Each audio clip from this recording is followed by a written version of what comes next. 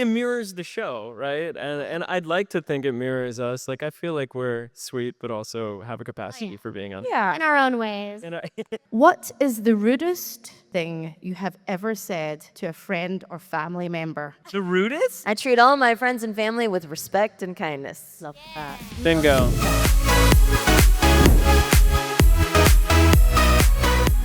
So, I've said this before. I think it was a panel we did over in the US. I would describe Hazbin and Hell of a Boss fans as very sweet, but extremely unhinged. Yes. And that is precisely what we love about them. Would you guys agree? Yeah. Well, because it mirrors the show, right? And I'd like to think it mirrors us. Like, I feel like we're sweet, but also have a capacity for being on. Yeah. In our own ways. You know? And horny. Very horny. Oh my God. A real horny group you guys are. And we like it. Yeah. The only other panels I've done to rival the thirst are the Baldur's Gate 3 fans. Yes. Yes. Well, okay, let me put it this way. Like, Astarion, like, there's no way you see a character like that and you're like, yeah, that's fine. Like, you only lose your mind. I love that. Who would you say is the most unhinged of the cast in real life? Brandon. Brandon? Brandon. Definitely Yeah. Brandon Rogers. Yeah. Yeah. Maybe Alex a little bit. Alex And Amir. is, Alex can be uncouth sometimes, but Brandon is just downright like NSFW, like constantly. I love Brandon. He always puts on a good show on stage, but off stage he's really, hi, how are you doing? Oh my God, it's a switch. He's Yeah. literally, yeah, he's like a little sweet little man. Yeah. I bumped into him. I was at the hotel we were staying at, and he went like this, and I went, he was like, hi, how are you doing? And I was like, Brandon, is that you? What the fuck? Oh yeah, this is Gilbert. That's incredible. That's Gilbert? Fashion. This is Gilbert. Oh my God. He's the MVP. Let's hear it for the bag. I just saw that and I was like, is that a live chicken on the ground? Yes. I thought, There was a lady on my flight that had a live chicken in a box. It had like holes in it and I heard it clucking. It like walked by. Emotional support? What? Emotional support chicken? I hope. They as somebody who has had chickens in his life, they are very, very supportive. Did you guys come here to talk about the show? Because we're not going to talk about the show. We're talking about chickens, We're baby. talking about chickens. this is what happens on these panels. We end up going down black holes. As I said, the fans are sweet and unhinged. Do they surprise you with their takes on the characters? Because you've lived with these characters, you've played them.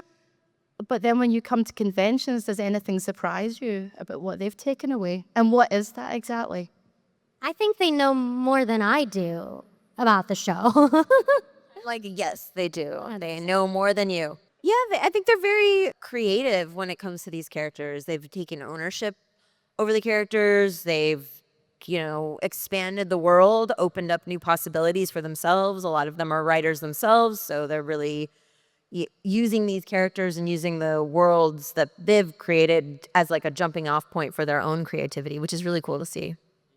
And what about you? Yeah, I mean, a very, very similar way. Like, I wasn't aware of like what an OC was, or even really, really familiar with like what shipping was before getting into this span. you freaks, you giggling. It was something that I had no idea about, and then everybody was like, "What do you think about Radio Apple?" And I'm like, what the fuck are you saying? Those are just two nouns. Like, I don't know what you mean. And then just learning all of these different headcanons and ships and stories that people, like ways that people create characters and then put them into the whole story was not something that I had been familiar with before. But it seems like such a cool invitation into interacting with the material and making it, your own or it inspiring your own imaginative, interaction with it. And it's cool. It's cool. As actors, you have an idea of how you want to play that character. Of course, you work with Viv, you'll work with Richard and things as well. But when you speak to the fans or read things online or get a sense of the community, does it make you want to change the way that you play things going forward, or are you just staunch in your choices. So like I think there is maybe a tendency, especially nowadays, to like put out content, see how the audience interacts with it and what they like about it, and then like zhuzh it, to be like, oh well, the fans are really excited about this thing, so let's play this up. And I think that that's tricky territory, especially as an actor, to start being like, oh well, I know the fans really like this facet of the character when I do this thing, and I don't know. I think people like what you initially put out, Yeah. and because it's original and not because you were pandering, So I for me personally, like no, it doesn't change anything, and I would go as far to say I don't think it changes anything on the producing or the writing side of the show too. Yes. So Yeah. that's what the fans love the best, right? So Well, I also think like as time goes on, and the great thing about being part of a series is that there are many seasons, and so your character just kind of morphs along with like what they're telling you, like what you see unfolding in front of you, like what their backstories are potentially. You just see it all happen, and that's the way I think characters evolve. I don't really pay attention to what's being said online or anything like that. I try not to. I was Yeah. going to ask because there's fan theories and all sorts of things online, so you don't read those at all. Personally, I don't, and Viv is also adamant that none of the creative team really looks at that stuff. However, that's not to say like there's some really cool shit that people are creating inspired by the material. One thing that I am always interested to see, because it doesn't go so adjacent or it doesn't connect so fully with the show or cross any lines, is like Dungeons and Dragons characters made, based off of Hazbin Hotel characters. Those I'm always interested in hearing about. Amazing. Are you guys D&D fans as well? No. Yeah. I wish I had that, but no, I should play. We should do a one shot. scared. Honestly, I feel I feel performance anxiety about D&D. I'm like, oh no, I have to like act. It's like other people are watching me improvise. No, I hate the idea of it. I don't know. It's like karaoke a little bit. Yeah, where you're like, karaoke, okay, but like, are I you do this smart and- professionally, but like, we're doing this for fun, kind of. fun, Yeah, it's just like this weird like Yeah. balance. Yeah, because we do this professionally, it does feel like I don't want to work. Like I can't even play. What is that game? Mafia? Can't do it. I'm like, yeah, I can't. I have to leave the party. Yeah. The last time I did a D&D one-shot, I was just a drunken bard. And I'm from Glasgow, so I just played to type. I was like, you're such a vibe. I'm a drunken bard. I don't want to fight. I just want to sing. I wanted to ask Kimiko a question.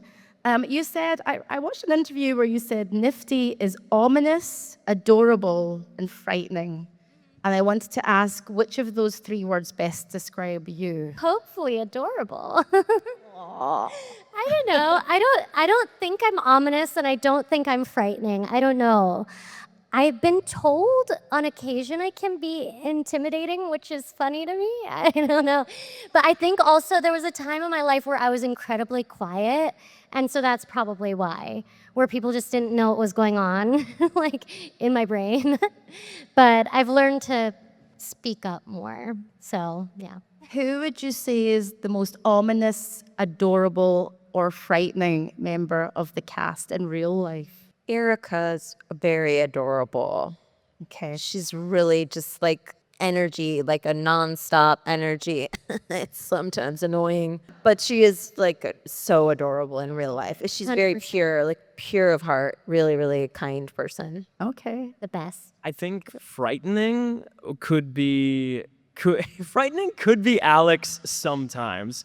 Alex Brightman he's somebody that you say something to and you see the wheels instantly turning, brain. like trying to make a bit out of it, sometimes at your expense. Like, and I'm always like afraid. I'm like, what the fuck are you gonna say to me right now? Like, what are you gonna say? I'm just trying to say hi, good morning. Like, what are you gonna say? But ominous, definitely Amir.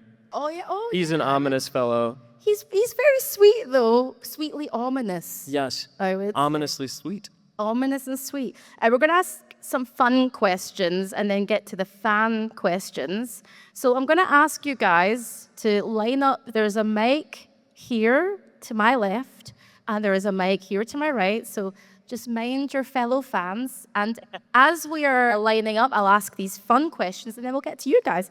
So fun round, and then we get to these guys.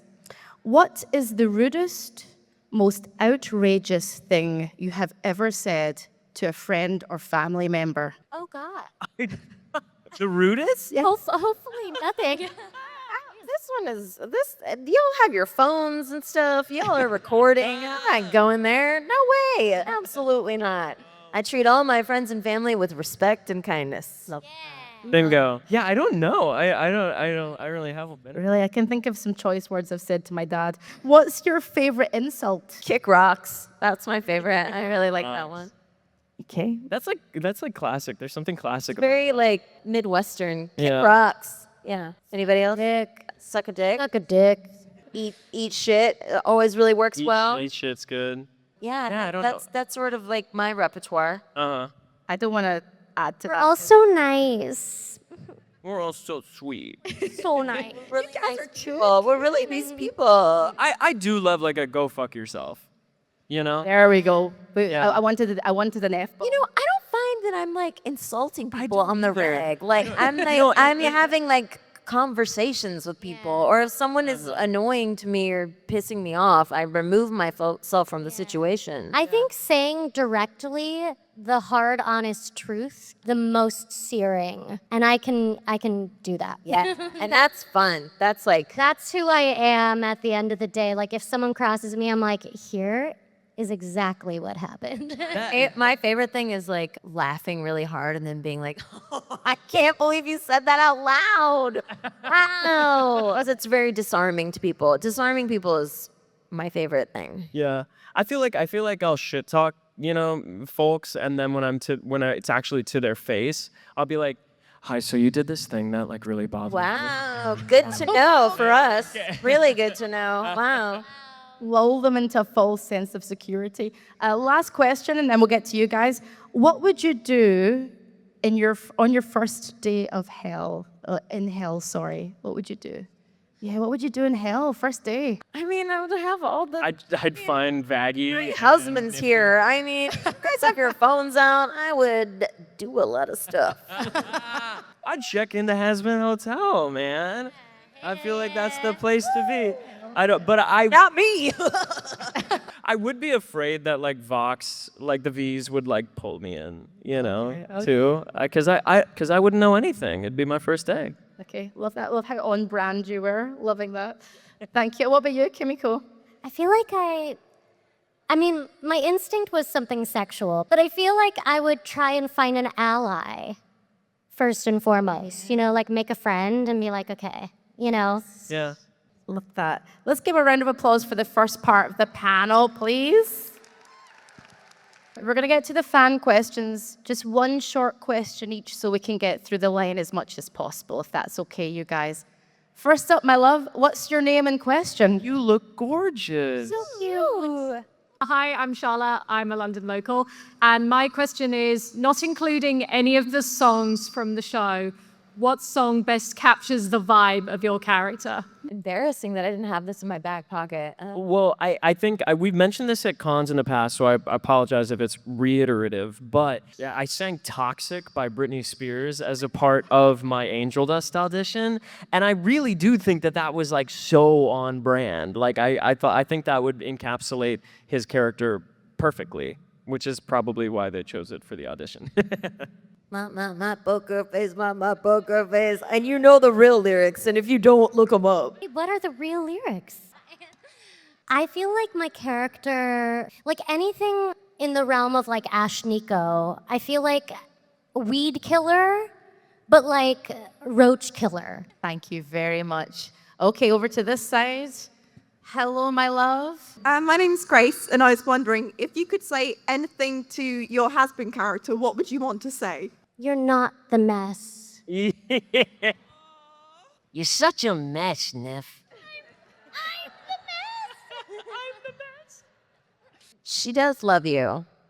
Oh, really like, it's all gonna be okay. It is. Yeah. How wholesome. Thank you. Thank you, my love. Let's go back over to this side of the room. I love the spotlight. It's so great. It's like, shh. So cinematic. You have been chosen. What is your name? Hi, I'm Philippa. So my question is, obviously the crossover with the Helliverse has been announced. We're all super hyped for it. So who do you think from Helliver Boss your characters are most likely to be besties with, and which ones will be enemies, or in Nifty's case, like, stabbable? You're gonna hate me. You haven't watched it? I haven't watched. I haven't watched it either. But Okay. I've watched like secret parts of it. Oh, yeah. Remember? Yeah, I do remember. In Oh, Liv's room. yeah. Of the next season. Y'all are gonna lose your minds. I think I want to see Blitz and Angel like fuck shit up. Yes. Let me think. I feel like Vaggie Stolas would be cool. Like I do think that they would like get along on an intellectual level. Nifty, fuck, baby, I don't know who Nifty would get along. Nifty, maybe Luna, honestly, like a Luna Nifty like moment. What's your name and question? Hi, I'm Dylan. So we asked this question to Brandon and Alex last year. Out of Hazbin Hotel specifically, which character would you kill off? Spoiler alert, Adam. If I answer this question, I'll spoil things from the next season. So I can't answer this question. Oh, the guy that's like, what? They're singing? That guy, I think he does die. I think we shoot him. Thank you, my dear. Let's go over here. Hello, what's your name and question? My name's Amelia, and not to single you out, Stephanie, but I do have a question about, as you typically play like quite badass characters, obviously Vaggie is, like Rosa and so on. What do you think is particularly different about Vaggie compared to your other badass characters that you've played? I think the badassery is really quite a facade for the insecurities of whether or not she belongs, whether or not she's allowed to be in love, and whether or not she's deserving of love. I think you see little elements of it in season 1 of how hard, desperately hard she's trying to make everything in Charlie's life good and better at the expense of really like who is she? Like we don't really get to know her very much, and I don't think that's by mistake. I think there's a long game there. Meaning that I don't think she knows who she is, and she's very, very, very, very, very afraid to lose the one thing that feels like a guiding light to her, which is her girlfriend, which, that's lovely and beautiful, but is it particularly healthy? I'm not sure. And I think that starts to play out more in the seasons that are coming. Thank you. Good question. Okay, over here. Name, please. My name is Socrates, and I just want to ask one question. If you had to spend the week in a cabin with a Hazbin Hotel character who you don't voice, who would you spend it with? Okay. Charlie. Yeah, Charlie. Charlie. Yeah, because She's like so cute. she would have everything planned, like She'd cook all the meals. It'd be adorable. Yeah. Charlie. Fun time. Thank you. because we're all lazy and just want to veg out. Thank you, my dear. Let's go over here. What's your name? My God. I want to ask you guys, I asked Alex this at the last con. When you guys were auditioning for Hazbin, did you take into account like any of the pilot voice actors, and did you take inspo or like anything from them? Personally, no. I hadn't seen the show. I wasn't familiar with it prior to auditioning at all. It just so happened that the voice that I developed for the role sounded exactly like what they wanted it to sound like. So I got really lucky in that sense. I think really Joelle is the only one, at least that I've encountered so far, that had watched the show, had been familiar with the show beforehand, before being cast. Of course, after the fact, when I got cast and I started looking at stuff and realizing just what I had stepped into, it was crazy. I'm like, oh my God, I could have never expected this. They offered it to me, which is amazing. They had given me a link to the show because the pilot was out on YouTube. And the only thing that I was like, yeah, okay, I hear it's popular, but like I was doing Baby Shark at the time, playing Baby Shark, and I'm like, is this gonna like be a problem. That was my main concern in accepting the role. But I was like, I saw the drawing of the character. I was like, oh my gosh, I have to play this part. She's so fucking cute.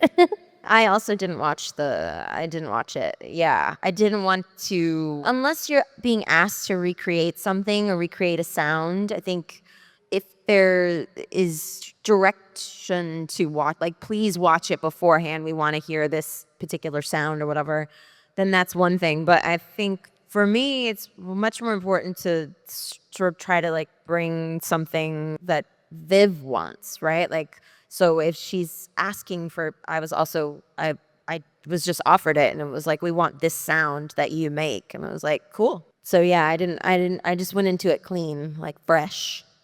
Yeah. Some jobs do like, we want a voice match. Yeah, but like sometimes I find it's better to just be like your own thing, because then you're able to like really fit comfortably in the pocket of like what you're good at. Yeah, like what you were saying, like the thing that I did was what they wanted, and that's usually like how it works out. Yeah. Thank you very much for your question. Hi there, what's your name? Hi, my name's Bo. I was wondering if you could give your character like a really random like or dislike, what would it be? I don't know. I mean, like, I guess. Why did I think pasta? Why was pasta the first thing that came to? Angel Dust wouldn't like pasta. I don't know. Like drugs, just like babies. The first thing that came to mind was Sour Patch Kids.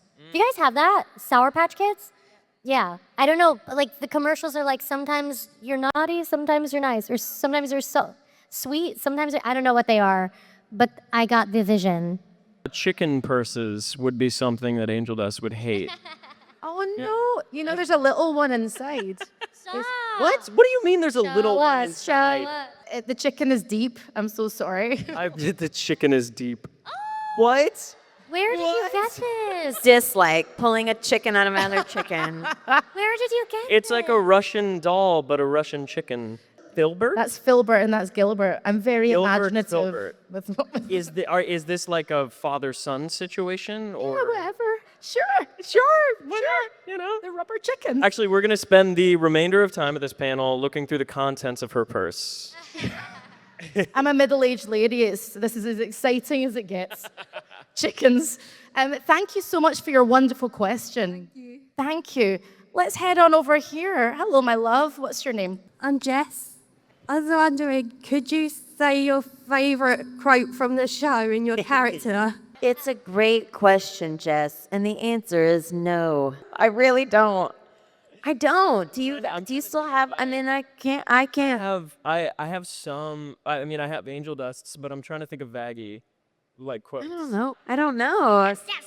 There, yeah. Yeah.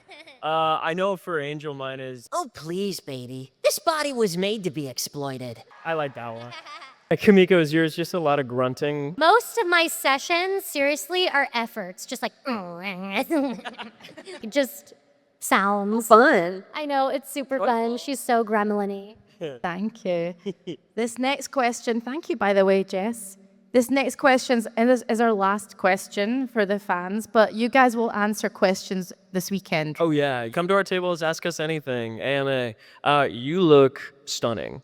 Thank you. Thank you. Yes. What's your name? What's your question? My name is Ted. Sorry, I have the fangs. And my question is, what is the most unhinged shit that a fan has ever said to you? Ooh, child, we'll be here all day, honey. I could see the whites of Stephanie's eyes for here. My personal favorite is when people get really upset, like I've done them really dirty because I don't sound like most of the characters I play. Like it's a personal affront to you that I'm very good at playing pretend, which is okay, sure. And like I'm not sure how to react to it. I'm always like, wow. But I don't want to be rude, right? Like you never want to be rude to someone that's like, why don't you sound like you do on TV? Where you're like, oh, I don't know. I think most of the unhinged stuff happens to other people. Did you point at Blake? Yes. But I'm always amazed when people come up to like my handler and think that they're Kimiko. Yeah. because they're usually white. And I'm like, girl, it's me. But there have been plenty. I mean, we have a lot of running jokes. Yes, yeah. One of my favorites, I did have somebody come up to me and they were like, hey, could you moan my name in Angel Dust's voice into a voice memo? And I was like, fuck no. I won't be doing that. But honestly, like, respect. Like, shoot your shot. God damn, I was just But- about to go,